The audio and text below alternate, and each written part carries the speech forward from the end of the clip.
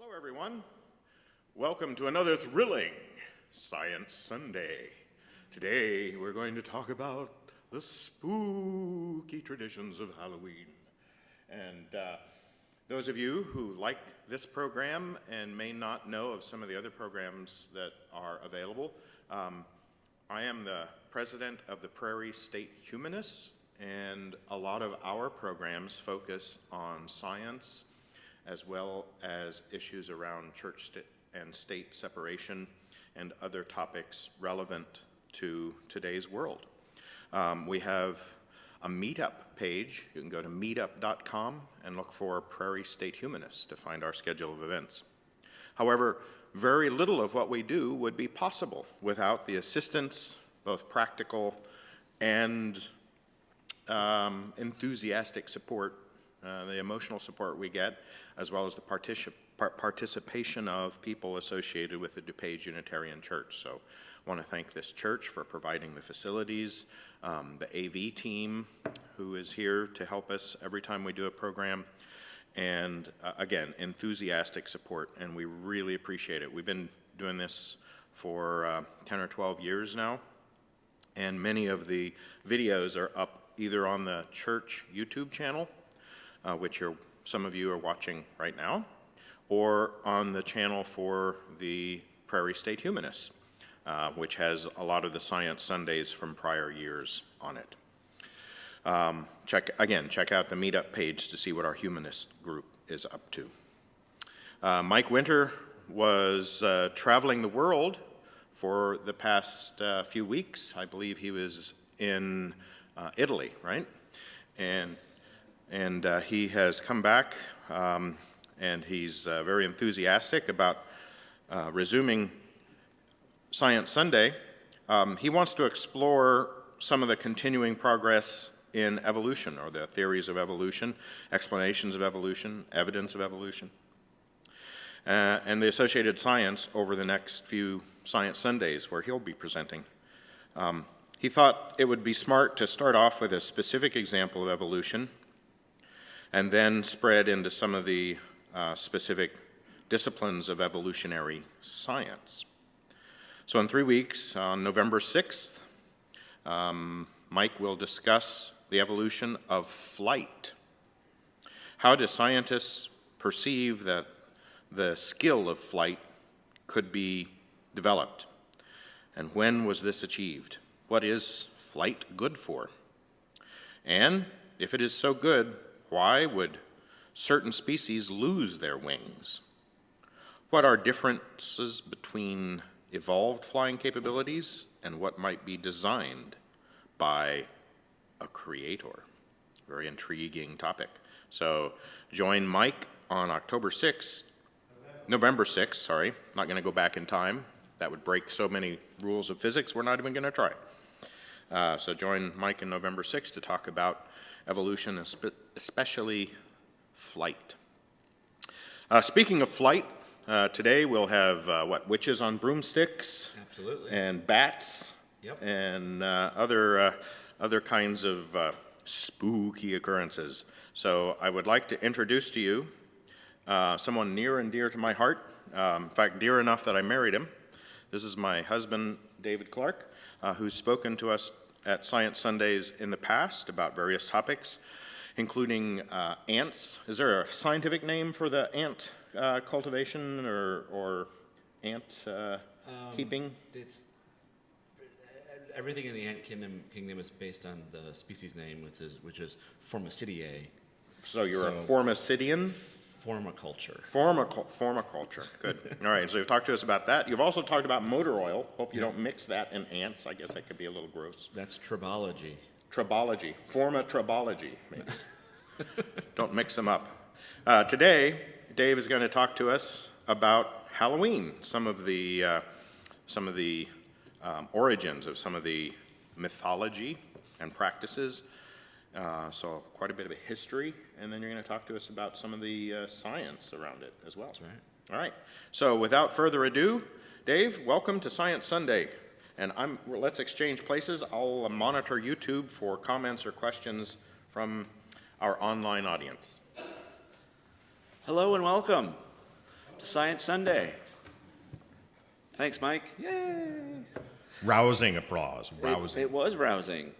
So I again want to thank the DUC for their enthusiastic participation, and especially the AV group, which I'm a member of. So it's interesting being in the sanctuary on sort of the opposite sides of things.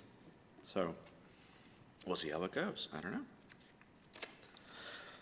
So one of the things that always intrigued me personally about Halloween is the traditions and where it came from. How did Halloween start and why? Turns out the science of Halloween, the origins of Halloween, are pagan. But who didn't know that? It's always pagan. Pagan things go back before BC, before Christ, right? That's exactly right. And we're going to be talking about some of those. Specifically, the Celtic seasonal end festival. It was the year's end festival, which was called Samhain. Samhain was at the end of summer, the beginning of winter. Drawings and art from this festival date back about 2,000 years. So this goes way back. When I talk about the pagans, pagans spread throughout Europe, paganism, but primarily where the Halloween festivities and traditions come from is what we now call Ireland, Northern Ireland, and Scotland. So those areas were the Celts. And when I talk about pagans and the Celts, specifically these folks, paganism was elsewhere in Europe, but we're going to focus just on, really just on these areas until we get to Rome. The British Celts. Right. So Samhain was a time when the, Samhain? Is it Siobhan? Oh. Siobhan. Sorry. And I also spelled pagan wrong on the slide.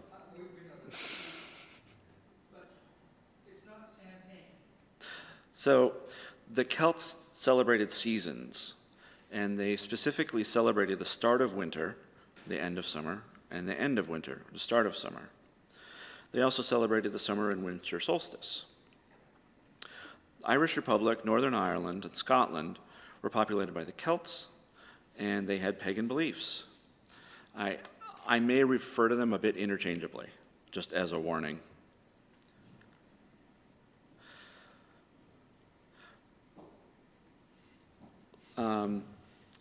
Siobhan was when things living, vibrant, and vivacious, renewed and lush, drew to a close.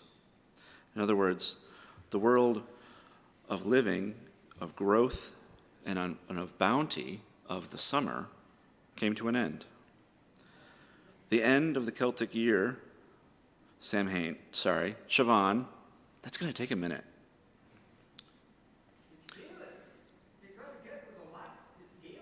The Wikipedia says it's pronounced Samhain, so it's Yeah. So you can pronounce it however you'd like. I was like, wait a minute, I looked this up.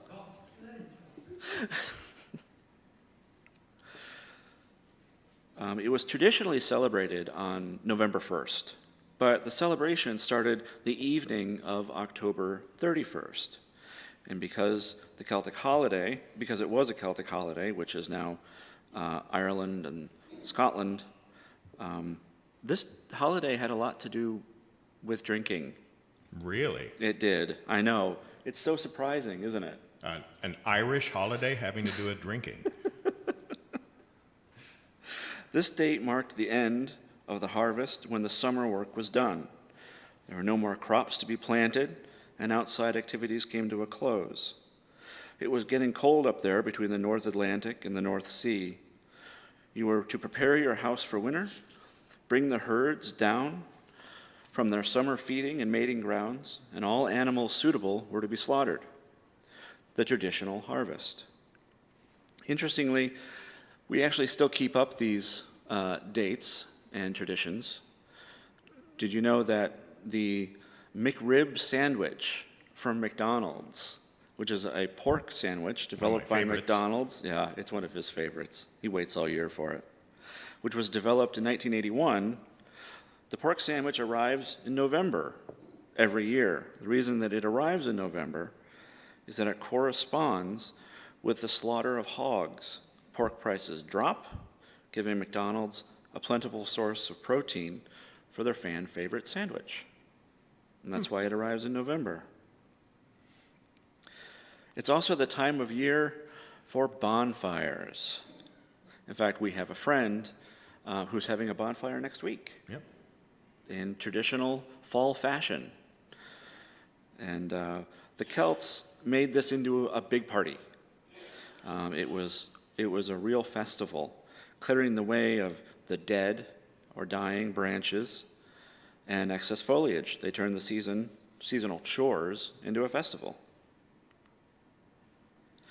It's unclear why fires became linked to evil spirits. We'll talk about that a little bit later. But one piece of information is that the pagans believed that the end of the season, the end of life-giving, the summer, and into the season of dark and cold marked a special event. This event was a sort of bridge between the other world, which is the afterlife, and this world. The link, sort of the bridge between afterlife and this life, started to meld. Beginning on the evening of October 31st and lasting until November 1st, the spirits of the dead could come to visit.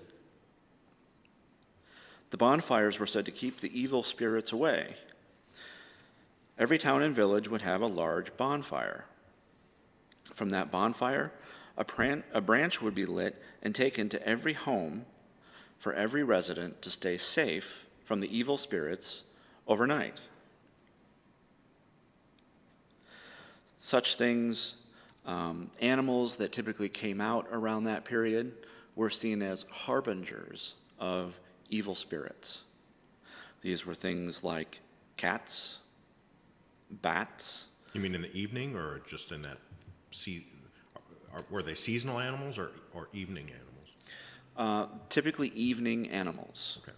like cats and bats, and large birds were also seen as bringers or harbingers of the evil spirits.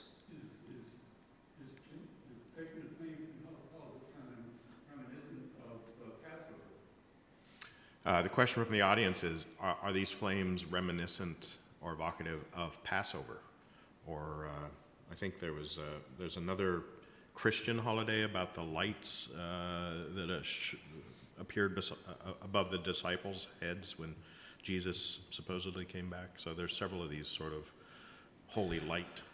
I didn't research that specifically about whether the Sivan or Samhain festival has to do with that and the fact that those were bright lights seen in villages. I don't know the answer to that. But the reality is that the pagans talked about specifically large black birds. There are a few animals that are emblematic of this Halloween time. One of them is large black birds and bats. They drew pictures of large black birds with large wings, and they're specifically colored black. These are almost certainly members of the corvin family. These intelligent birds, such as crows, magpies, and ravens, are found all over parts of Ireland and Scotland, and primarily eat meat, but also some grains, making harvest time easy pickings to bring them into the village to scarf a meal. And now a tiny bit of Roman history. Just a tiny bit. that was supposed to come in. Is that supposed to be a video or something? Or- This is flying text. Somewhat surprisingly, this brings us to an exceptionally tiny bit of Roman history. In 43 CE, Emperor Claudius ordered the invasion of Britain. And at first, this didn't go very well. Not at all, really. And at second, it didn't go very well. And at third, it didn't go very well. They tried to take the whole island several times, but Rome kept saying, we're invading, and the areas of Britain kept saying, leave us alone. And this happened several times. They had taken, by 100 years or so later, they had taken large parts, but were not able to complete all of it. And nearly 400 years later, they largely gave up because the barbarians from the north were holding their ground. They tried to make agreements. They're not barbarians, they were Scottish. Picts, yes. That's true. They were Picts. And various factions kept attacking their borders. And in 410, what was then called Roman Britain called for help from Rome. Emperor Honorius sent his now famous "Look to your own defenses" letter, informing Rome Britain that they would have to handle it themselves.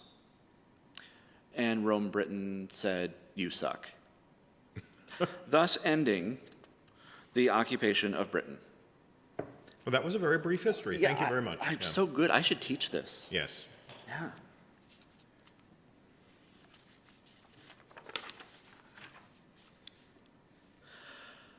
All right, you've gone through all of the brain power onloading. Let's talk about some interesting Halloween traditions, and then we'll get back to this. One of the Celtic traditions, which might appear new, is, again, it was harvest time, and while the squash family doesn't grow super well in very northern latitudes, they do grow. They typically grew things like potatoes and turnips in this area, especially turnips 2,000 years ago. And it's not clear whether they carved pumpkins or other vegetables. It was probably something pumpkin-like. Approximately 2,000 years ago, if at the end of the harvest season you would have some extra vegetables, you could carve the faces of your relatives or people that you know. Carve their faces? That sounds rude. Images of them into vegetables. Remember how I said that on October 31st that evil spirits could walk the earth? They would put faces, scary faces or friendly faces, it's not super clear, around their homes. Is this related to the gargoyles on churches that were really ugly and fearsome and demonic looking to scare away evil spirits? I wonder. That's interesting. That could be. Gargoyles didn't come up specifically, but it's possible. Same kind of theme, though, right? It is the same kind of theme, yeah. So they would put these engraved vegetables around their houses. They would carve representations of their loved ones into them. And that was said to bring about or call forth friendly spirits of their loved ones or relatives and keep away evil spirits from their homes. These are sometimes depicted in art as actual human skulls. From the art of the time, it's not necessarily clear. There's a lot of competing theories, but It's believed that they were actually mostly vegetables that they would carve. They would use the bonfire light to keep their homes safe from evil spirits. Your loved one was carved into a pumpkin or something else, or maybe if you had their skull, actually, I don't know. The loved one would come and protect you and act to ward off evil spirits.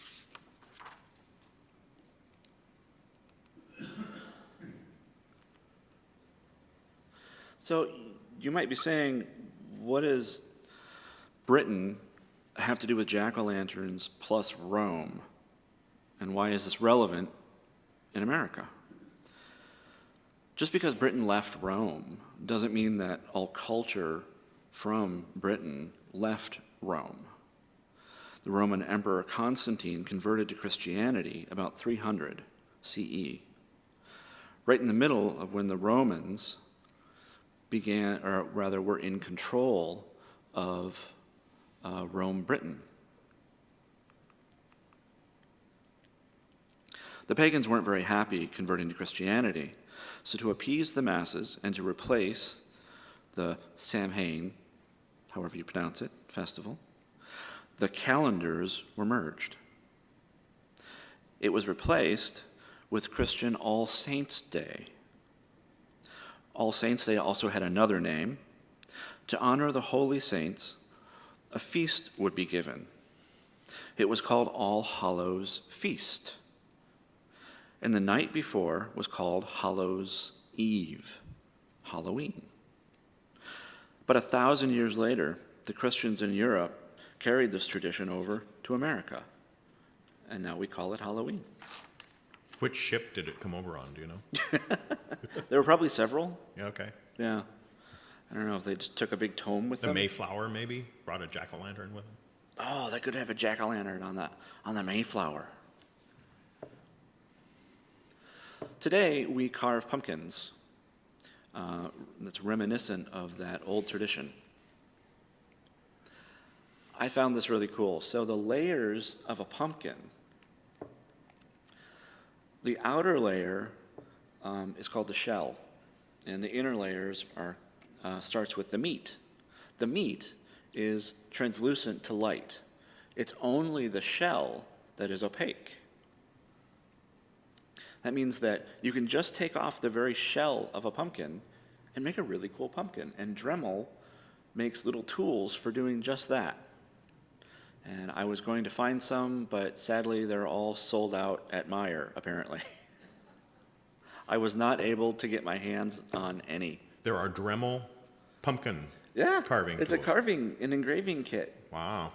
And it's apparently great for pumpkins. It can also be used on soft woods, Yeah. but apparently this is what the pros use to carve cool pumpkins. Huh. Yeah. I thought that was great. There are both. There are manual ones and ones that actually fit on the Dremel.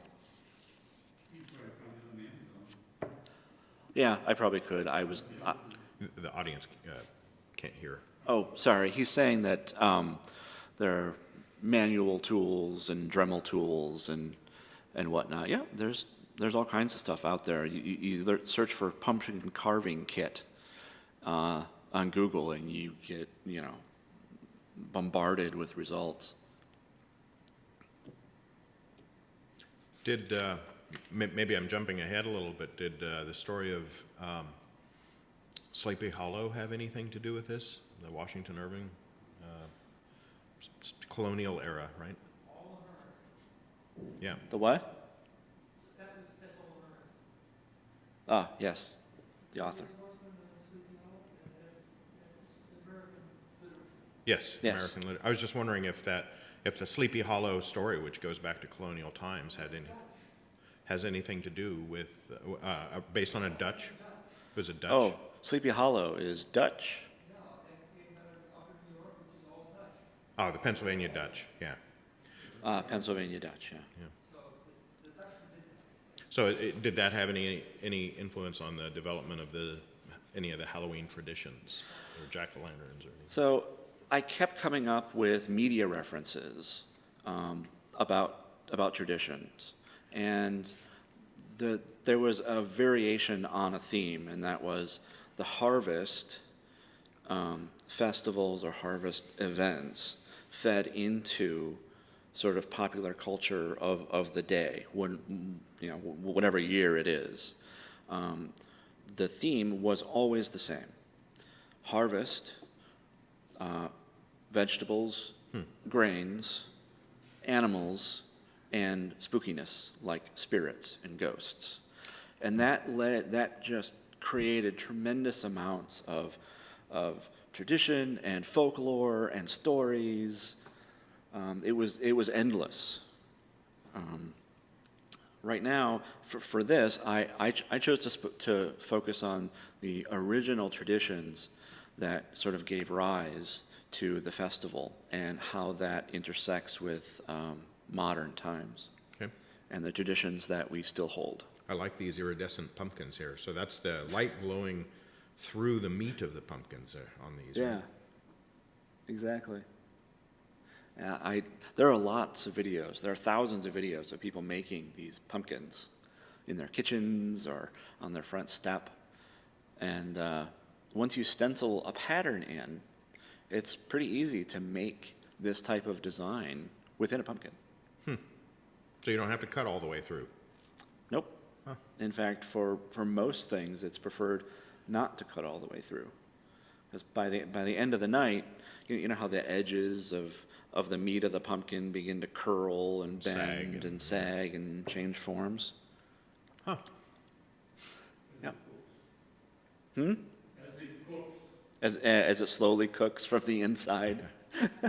Now they use LED lights, probably not even candles anymore. Oh, probably. LEDs probably would solve a lot of problems for pumpkins. Those poor pumpkins.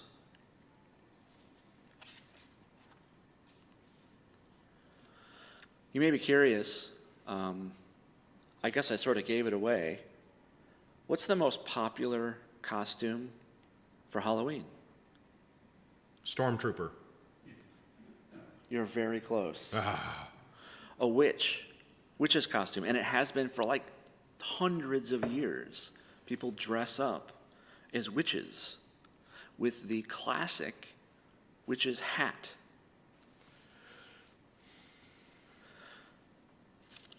The witch's hat is always cone-shaped,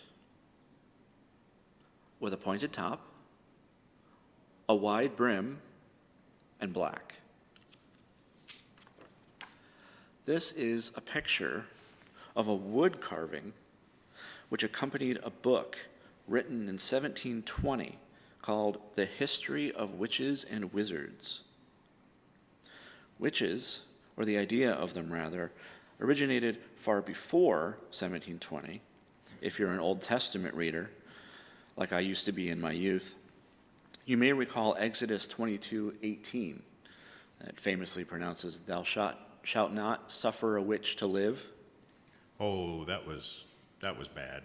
That led to all kinds of bad things. That led to tremendously bad things, witch trials.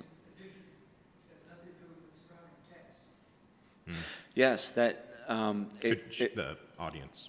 so that was an interesting addition. It doesn't fit with the surrounding text.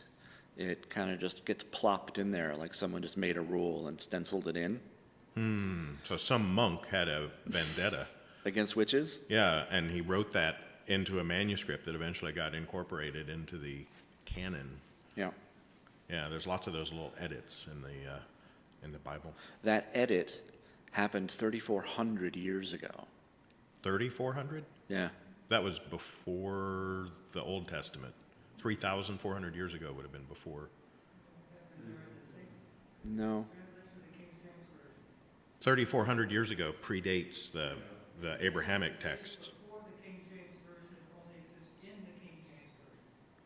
So there's no historical precedent earlier than the King James Version. So it was in the King James Version, is what one of our audience. It was made in so Exodus, the chapter itself, the book itself. The original,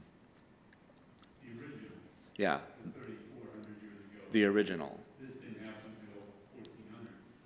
Right. yeah, right. Yeah, the King James happened around 1600 AD, but the oldest texts of Exodus and the Abrahamic what do they call that? Talmud and whatnot. They don't contain this. That's what your point is, right?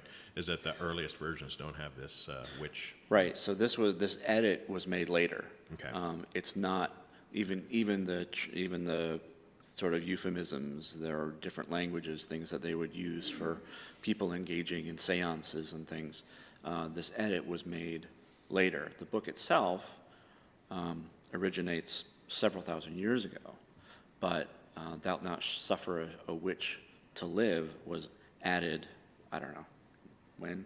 Well, the 14. audience consensus is that sometime when the King James Version was written, which was Yeah. around 1620 or so. That when they started burning witches then, or did that happen before? Now there's a question from the audience about burning witches. I assume you'll get to that. So in the Middle Ages, they did still put witches to death, either by hanging or by burning. And it's estimated that in Europe, there were tens of thousands of witches, Alleged allegedly, witches. alleged witches, put to death. Yep. So this was,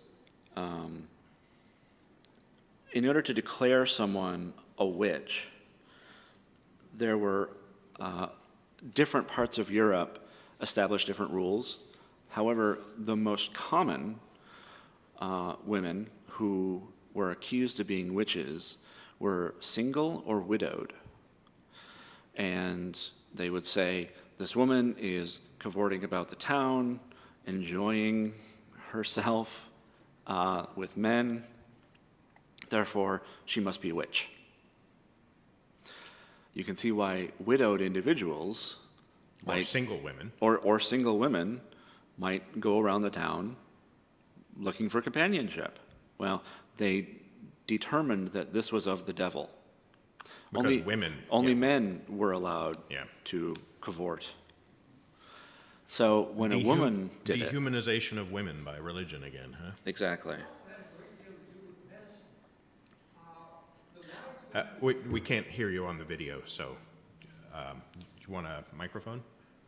So as Joanne is saying, this also had to do with healers. Certain people didn't understand the practices of healing, and they would call it witchcraft.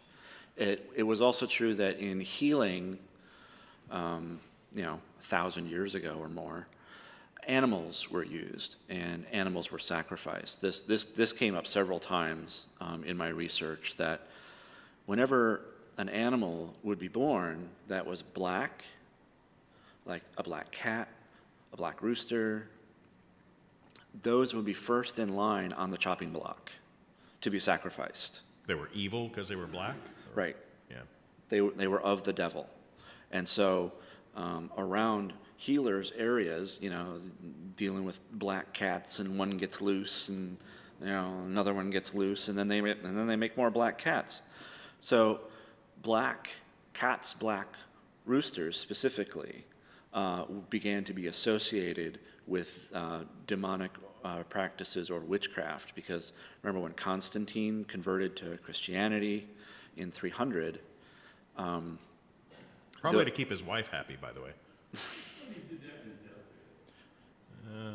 I think no, he didn't die until later. The primary reason for the killing of women was the fact that we were the guardians of birth and death. We also were the people who developed medicines. That is, it was the wise women of Europe who went and found that the inner bark of the willow tree was actually very good for getting rid of pain. We had all of the old cures, so we understood ergot, we understood all those old things. And this was handed down from mother to daughter throughout the line. And the problem that came about was this is in direct contradiction to the male-oriented Catholic Church. We were stealing their thunder. So rather than people going to Mass and going to the priest to get cured, they would go to the wise woman. And so there was a general trend going on throughout that period, and we're starting again about 1200 and going on from there, to move away from the church because the church was not providing all of the necessary answers. That is, it was failing miserably when it came to disease, when it came to childbirth, when it came to all sorts of illnesses and ailments. And so the wise women of Europe were very communicative. Again, we must remember that throughout that period, there was a lot of communication going on from Ireland all the way through Germany and into Russia. There was a huge communications network going on. It wasn't the Dark Ages as far as the Celtic people are concerned. We knew what we were doing. It was an era of writing. That is, we'd lost the reed fields, and we had everything had to be done with papyrus, which is with hides rather than papyrus. Okay, and so we were talking back and forth with each other, and we became the opposition to the Catholic Church. So the Catholic Church said, kill them. And they were very good at it. And this also, of course, was part of the Inquisition period. So anyone who disagreed with the Church in any way was killed. And something between 50 and 150,000 women were murdered. Yeah, so in case that didn't show up on the video, the sentiment is that a lot of women were healers, and that co-opted the authority that the Catholic Church presumed it had with its male clergy. And so that was one factor in the persecution of women, because it was drawing people away from the church. They'd go to the wise women for healing and whatnot. So there's all kinds of, then there are also property rights issues and other issues that instigated a lot of this prejudice. And So if you were a witch, if you were called a witch, you would face intense pressure from neighbors, various villagers and townspeople, and the church. And once the church got involved in saying, no, this person really is a witch, that gave the church the ability to seize the assets of that person. So this all fed into accusing more and more people of witchcraft. yeah, and you said what was the number again, the estimated number? The estimated number is 80,000. 80,000 women killed Yeah. in all of Europe? Yeah, there were about double that were accused, but it was something like 80,000. It's terrific. Yeah, and the popular method was either burning alive or hanging if you were accused of being a witch.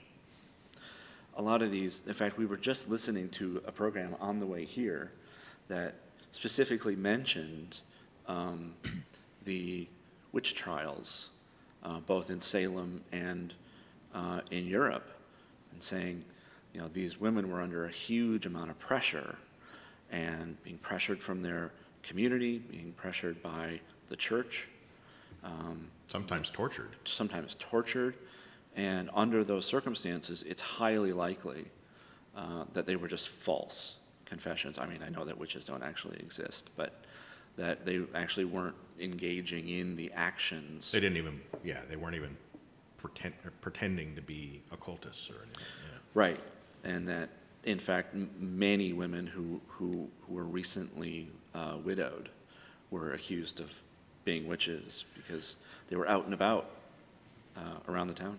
I have an interesting anecdote. A coworker of mine, to this day, I was talking to him about, he had returned from a vacation. He lives in India, but he had returned from a vacation, and he had returned ill, caught some kind of bug. And he was convinced that the reason he was ill was because his neighbor was envious of the fact that he got to have a vacation, and so had cursed him. Mm-hmm. That was his explanation for why he was ill. Not travel on his vacation, not being in a different place with different microbiome. And I tried to convince him that that was perhaps not the best explanation, but he was pretty certain of it. So even to this day, there are a non-trivial number of people who believe in curses and some form of witchcraft. And I don't know if you're going to talk about witches today or not, but it's still something that a lot of people unfortunately believe in. I was actually there for that call when he had the, yeah, they cursed me. Yeah. Yeah, that's what he said. Believed in witches and curses. That's still prevalent in areas of the world today where people believe in curses and such. Is there any scientific evidence for that to your knowledge? That curses work? Yeah. Uh, I know a former president that maybe we could. Why don't you curse me? And, I'm not going to curse you. and we'll see what happens. No, I'm not going to curse you. You may curse me, Joanne. There That- was, that's fine. in fact, a She waves famous, her hands.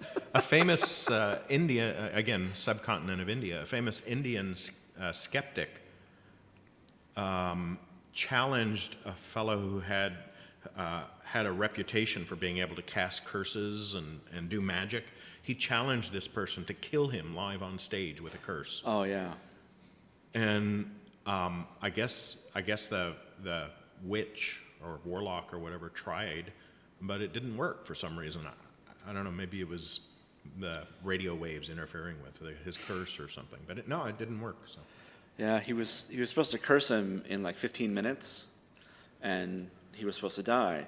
2 hours later, they said, look, you can't touch him, you can't manipulate anything on him. can't throw anything at him. Yeah, can't throw anything at him. There were like 5 or 6 rules, and by the end of 2 hours, he had broken all the rules, and the guy was still sitting there sort of laughing like this was absolutely ridiculous as he moved his head around and did all this, and yeah.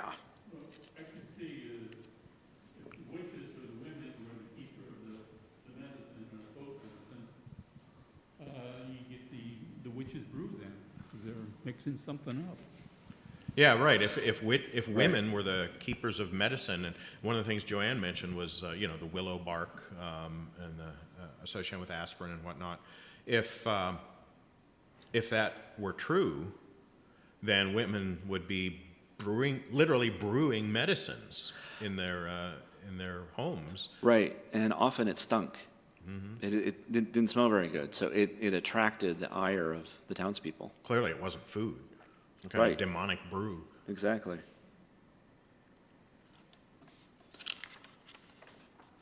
There is scientific evidence for medicine, though. I believe. Depends on what you call medicine. Yeah.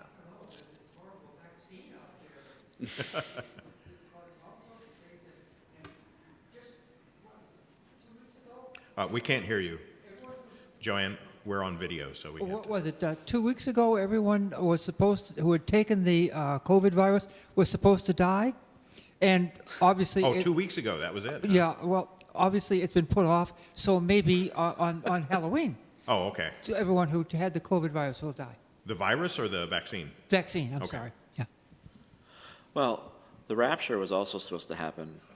Yeah, like 3 weeks ago. Yeah, and that didn't really. Yeah. Well, it keeps getting pushed back. Boy, this is like the 2000th time Yeah. that's been pushed back. So, this is the part of Sprockets where we pretend. We're going to pretend to be doing this. What is this? That's an excellent question. This is dry ice, water, and dish soap. Huh. We were going to do some funny, fancy, practical Halloween things with some dry ice.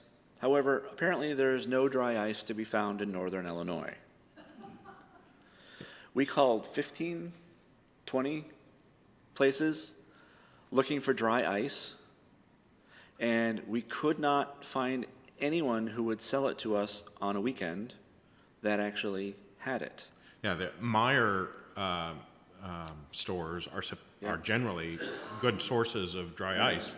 But Meyer, we called, said that the whole Illinois chain of Myers hasn't been able to get dry ice for a couple of months. So. The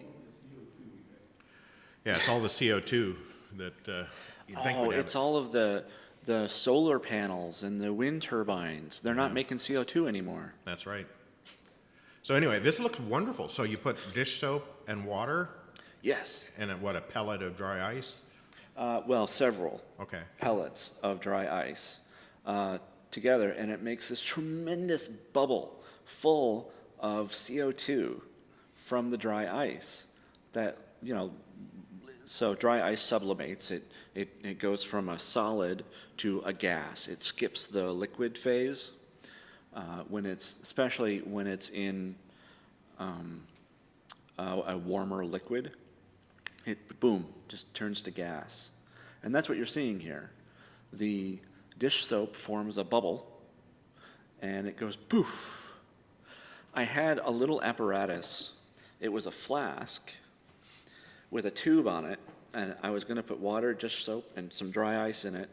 This little tube made little bubbles. Bloop, bloop. And I was going to walk around and do fun things, but you'll have to blame the dry ice manufacturers for that one. Maybe next year. Oh, there we go.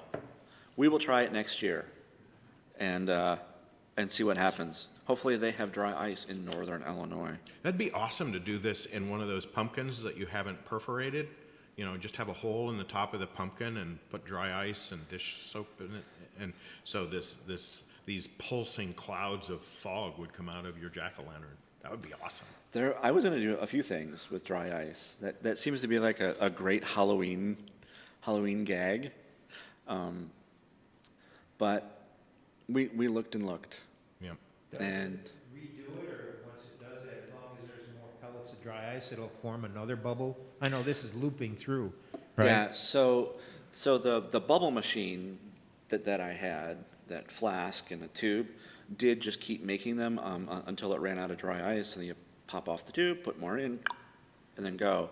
With this one, what you can do is you take a paper towel or a washcloth, and you dunk it in the water and soap combo, and then you take it and you swipe it across the top of the bowl, and that's what creates the film that makes the bubble. There's got to be a way to mechanize it. Mike, you make mechanical things. You could make a CO2 bubble machine. That would be pretty awesome. Wow. Yeah, I don't know where the money is in it, but, we actually Halloween stores. get CO2 at the shop at times to use it for certain applications, to cool down some steel to make it fit inside, very tight fit. We make things with an interference fit and then cool down the pin that maybe goes in a hole. So it cools it down enough that you can then put it in the hole, and then when it reaches room temperature, it goes up. So we have access to CO2 to dry ice. I thought about calling you, actually, but I should have. Yeah, getting it on a Friday could have been problematic because it would have to last until Sunday noon. So finding a place that was open and that had it proved quite challenging. Yeah. So what's the association with nighttime and fog and whatnot? Is it just because these are inherently scary things? Being in the fog, having limitations to your senses and whatnot, got associated with scary stuff, I guess. So the idea of frights and scares comes from the idea of evil spirits sort of doing mischief in the night. And you might think that jumping out at someone and saying boo during Halloween is at least somewhat modern thing. No, they were scaring the crap out of each other thousands of years ago. Wow. These are all sort of the same traditions, just carried forward. They might morph a little bit, but again, the common theme is darkness, evil spirits, and harvest. And that predates Christianity, right? You're saying it was the barbarian peoples had these traditions. It was the Celts that specifically had the traditions. that we associate today with Halloween. I can see the fog moves. Oh, it's. I don't know if it's real or if it's fog. He's saying that Like a that the spirit. fog moves. Right. Yeah. Yeah, the fog moves, so you think, is it a spirit or is it just fog? I mean, you never know, Yeah, especially at night. our capacity for pareidolia, for making shapes and fogs and clouds and whatnot, we could imagine evil spirits. Speaking of ghosts, did you find out anything interesting about ghosts? So ghosts are just the manifestation of the spirits of Celtic paganism. That it was believed that they would cause mischief in the night, and then people started dressing up and showcasing the spirits of the night, specifically around this time when the sort of the layers, the separation between the other world and this world would break down on October 31st. That's kind of the theme I think of, like with Washington Irving's story of the Legend of Sleepy Hollow, in which this breaks down this barrier between the other world and our world, and this Hessian soldier comes back who's had his head cut off, and so on. All these things really. It was masterful by Washington Irving coming up with that kind of topic that brought those ideas to light, right? Right. And you've talked before about zombies, right? You had a whole Science Sunday about zombies And bats. and bats. He did, right. So That's right. seems to be something you're interested too, Mike. Yeah. Well, you mentioned earlier about the slaughter every fall. I mean, you have all this death going on. You got to have these spirits of these animals around Ooh, too yeah. to scare you. That's right. These are all built around a central core of about 4 or 5 themes. So how did Christianity change these traditions, other than introducing the holiday of All Saints' Day? So, the idea of the bridged worlds was not unique.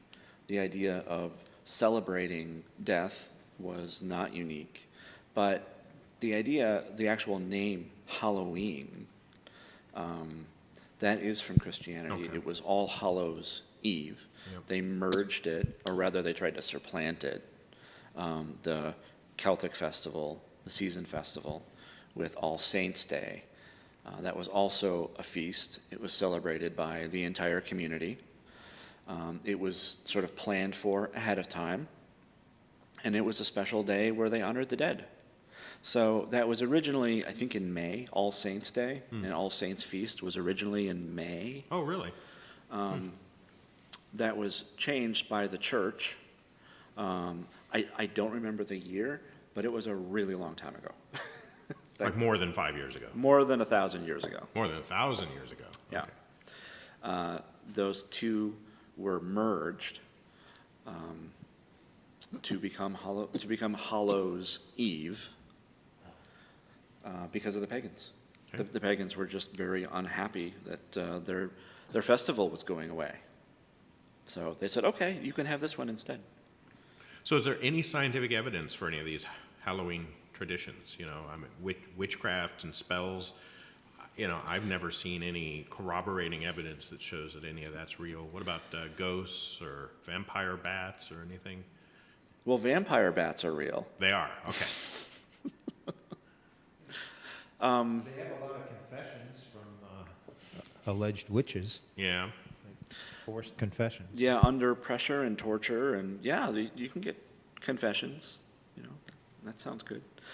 Scientific evidence, no. There were individuals during this time who did sort of practice or go through the pulling the gears and levers They believed they were. of witchcraft.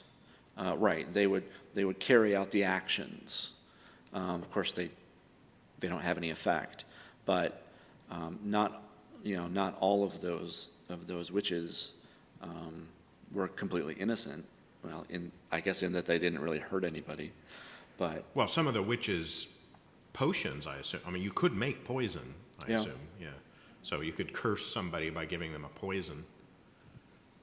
in that concoctions can be real. Yeah. Yeah. I suppose that's true, but. But I as far thought that as- was compelling what Joanne was saying in terms of people being accused of being witches when they knew all these healing techniques and took things away from the power of the church or the power of leaders of that time, whether they were in the church or temporal leaders too.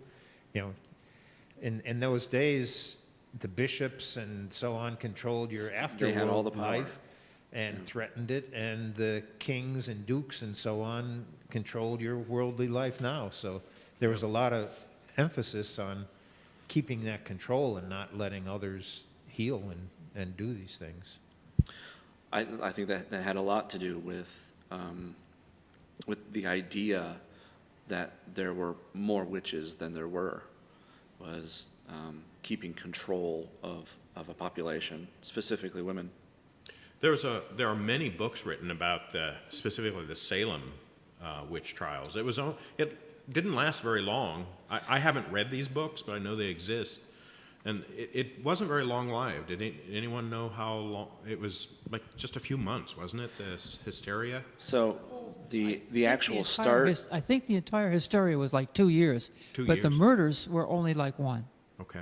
And you forgot one common way of murdering people is compression, where you lie the person down and put a rock on, big rock, and you just keep adding rocks until they die. Well, it's basically a suffocation. another way of killing people was to to bind rocks to their feet and throw them in the water. Yeah. That was the Monty Python skit, right? Yeah, there's some reality to that. If you were a witch, then evil powers would come and save you. If you didn't get saved, you weren't a witch. Exactly. But it was okay. You went to heaven anyway. Right. Sicily, we're saying, is that the Sicily? yeah. Yeah. There were various sort of machinations of that. So there are still people, I talked about my friend in India, but there are still women who are murdered to this day because they're accused of witchcraft. It typically doesn't happen in the United States, but in certain African cultures, Islamic cultures, in India and Pakistan, there are still women accused of witchcraft and found guilty. And it's horrifying. Science could well have discovered that there was something to it, right? You could easily do a scientific experiment to see if somebody verbally cursed you or drew something over your doorway or whatever, that it would lead to negative consequences Accusations or harm. yeah. So it's an easy experiment to do, and it's never been borne out by any evidence. And yet, so many people are ignorant of the science and instead harbor these superstitions that are quite malicious. And they hurt people. Yep. The Catholic Church still assumes that an exorcism may be needed at certain times. and Right? Yeah. Terrible spirits can inhabit a living person. Right. Sure, absolutely. Exorcisms are still, you can still pay for one, I assume. Maybe you can group on it. Groupon for an exorcism, yeah. All right. What do you think about modern Halloween traditions? It's really become a decorating holiday. I see more Halloween decorations than I see Christmas decorations these Yeah. days. And candy. Yeah, where did the trick or treat come from? That's on this slide. Okay. Trick-or-treating and costumes, right? Always fun. Great fun for kids. That bubble trick, by the way, amazes kids. The little poof, the CO2 bubble. Yeah, we saw it like 400 times. Yeah, well, it's fantastic for kids.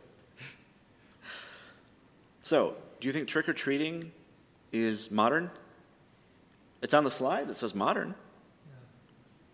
I don't know. Let's say modern is the last 500 years. 500 years?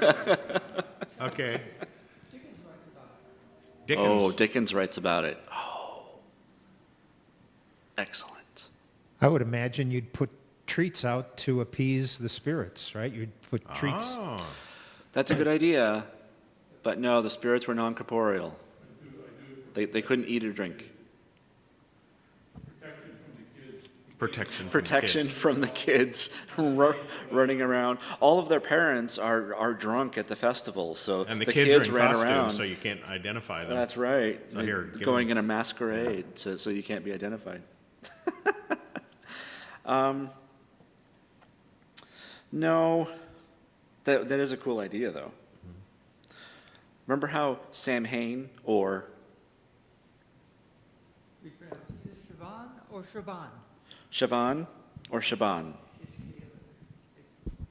anyone who wrote that stuff in Wikipedia obviously is a Sassenach. Yep. Jokes, Halloween jokes, and vocabulary jokes from the audience. So, remember how I said that this was a time that the dead and spirits could walk the earth for a day or so? Allegedly. Allegedly. And these traditions sort of became commonplace in Christian areas around Rome. About 1,000 years ago, it became commonplace for people around Rome, specifically people who were poorer, around Europe, not around Rome, around Europe, European territories. People who were poorer would walk the streets dressed up as in costumes, and they would be gifted special pastries called soul cakes. This would do two things. One, inform the person that the house dwellers were calling on wanted to do something called souling. Souling is what we would today call a seance. It was to commune with the dead.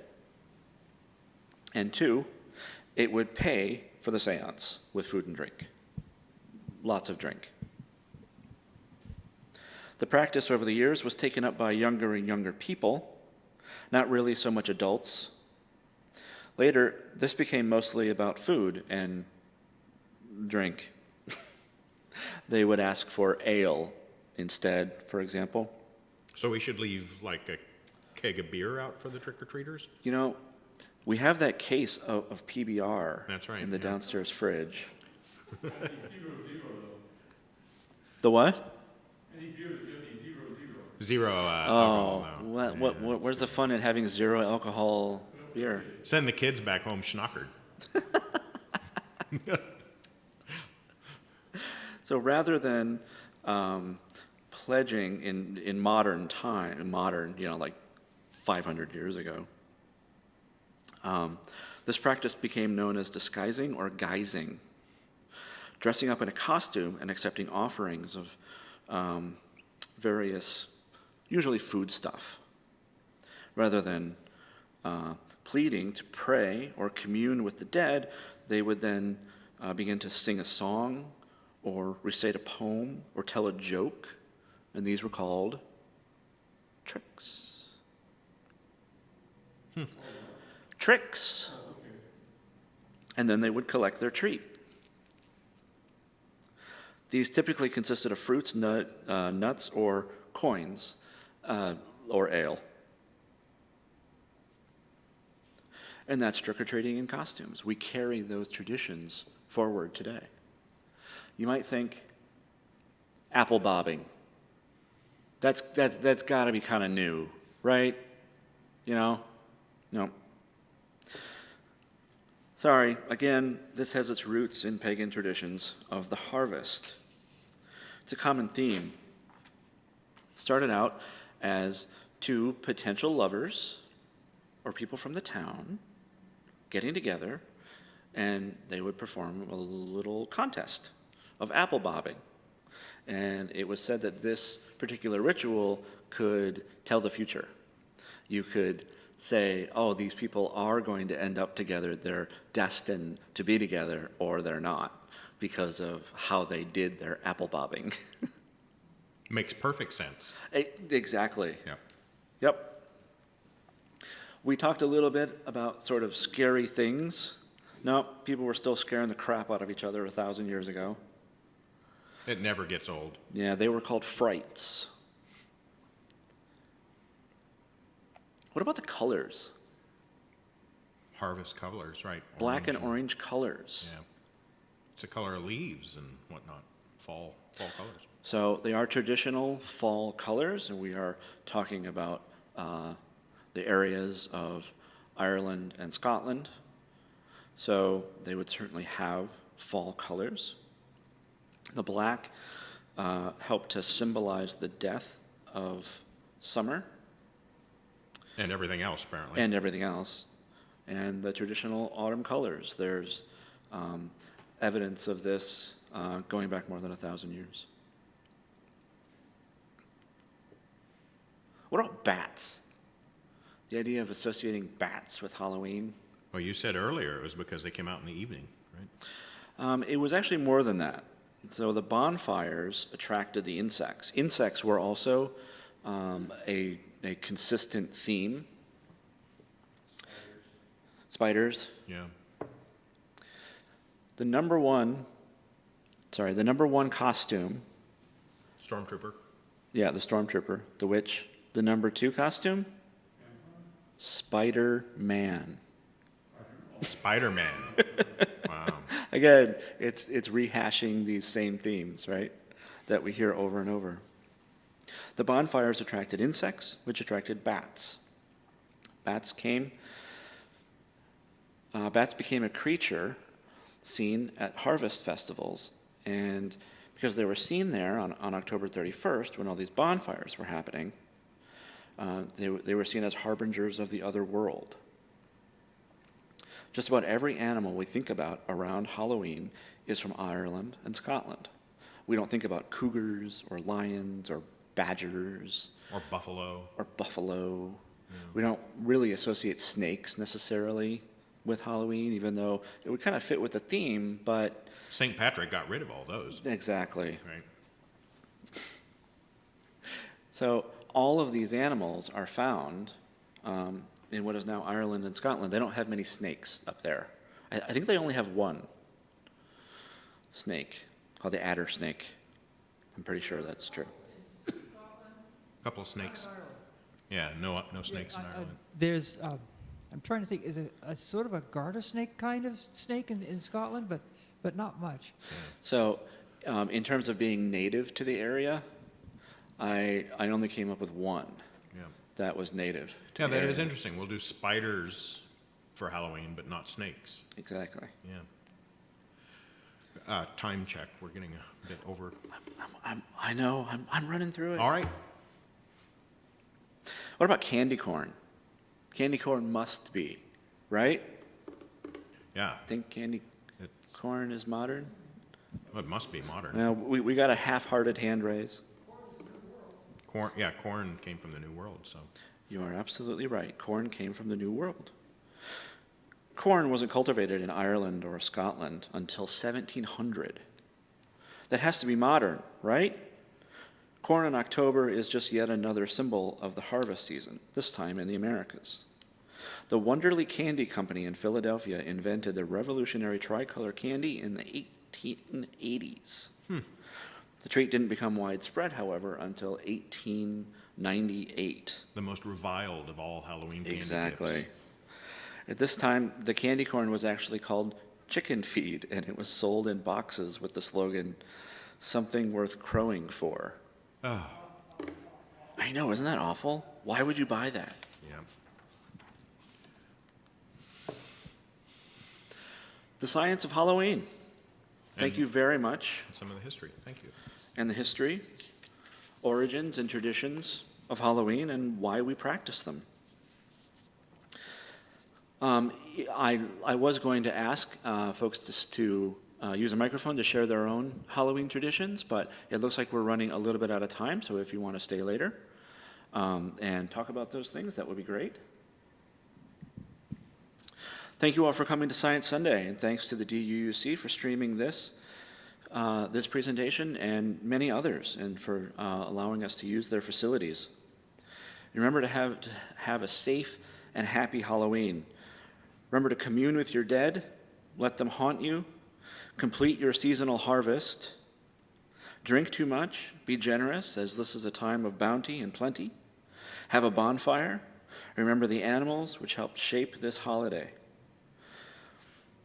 Remember that if you're doing something on October 31st, it probably has its roots 2,000 years ago.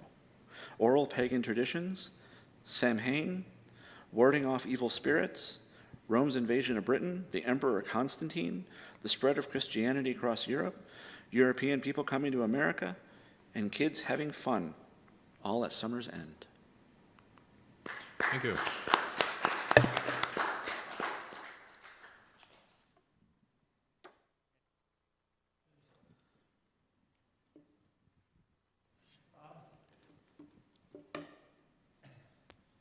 How do you spell the word that is controversial?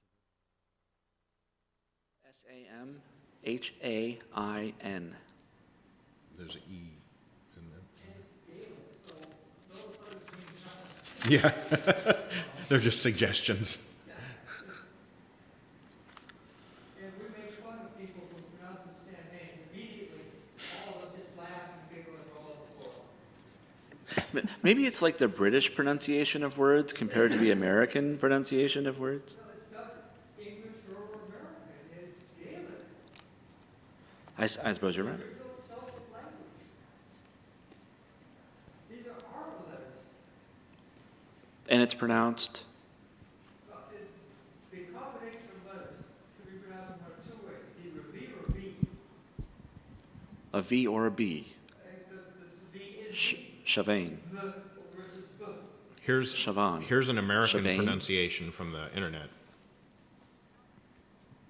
Oh, let me turn my speaker volume up here. Well, that didn't do it. Samhain pronunciation. So the pronunciation says Samhain. So it's also possible, yes. That's Yeah. the Irish enunciation rather than Samhain. Samhain and... Samhain. Samhain. That's more the Irish. Yeah. That's the Irish one. We're more into the V and Z sounds. So I did watch a couple of videos on this, including one from the History Channel, and all of them pronounced it Samhain. I'm finding several So you can Samhains. go whip them like whoosh, whoosh. Yeah. When you get to a Scottish or an Irish gathering, and you hear some idiot pronouncing Samhain, everyone in the room just laughs. Everyone is just, we go, English. Yeah, I'm finding several pronunciation guides that say Samhain or Samhain or Samhain.